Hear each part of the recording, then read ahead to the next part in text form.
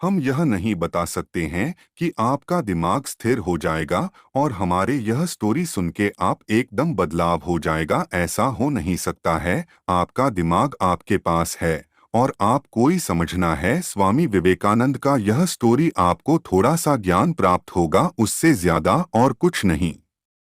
आपका दिमाग जितना स्थिर रहेगा उतना ही आप आगे बढ़ोगे। स्वामी विवेकानंद ने कहा, जब तक आप खुद को पहचान नहीं सकते तब तक आप रुको मत। जब तक आपका लक्ष्य का प्राप्ति नहीं हो जाता है तब तक आप रोको मत।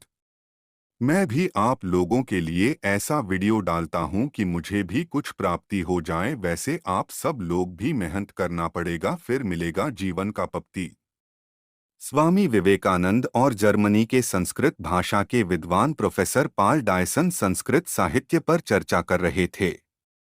किसी कारणवश प्रोफेसर साहब को उठकर बाहर जाना पड़ा। स्वामी जी पास पड़ी एक किताब उठाकर उसके पन्ने पलटने लगे। वह कविताओं का संकलन था। वे उसे पढ़ने में लीन हो गए। थोड़ी देर बाद प्रोफेसर डायसन अपना काम निपटाकर लौट आए। लेकिन स्वामी जी किताब पढ़ने में इस कदर खोए थे कि डायसन के लौटने का उन्हें पता ही नहीं चला। कुछ देर बाद डायसन को लगा कि स्वामी जी जानबूझकर उन्हें नजरअंदाज कर रहे हैं। पूरी किताब पढ़ने के बाद जब स्वामी जी ने अपनी गर्दन ऊपर उठाई तो डायसन को सामने बैठकर इंतजार करता पाया। वे बोले, क्षमा कीजिएगा, मैं पढ़ रहा था, इसलिए आप कब आए इसका पता ही नहीं चला।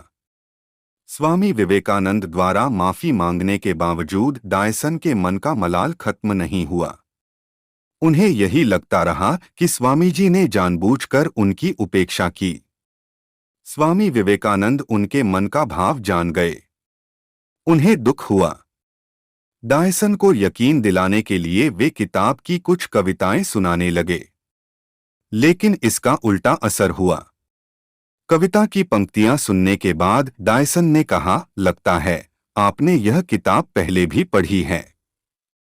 डायसन के इस तरह सोचने का कारण यह था कि 200 पन्नों वाली किताब कोई व्यक्ति इतने कम समय में नहीं पढ़ सकता था।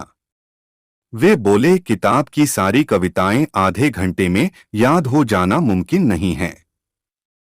इस पर स्वामी विवेकानंद ने कहा, मिस्टर डायसन, जीवन में सबसे महत्वपूर्ण है एकाग्रता। एकाग्रता जितनी अधिक होगी आपका समय उतना ही कम लगेगा या काम का परिणाम उतना ज्यादा होगा।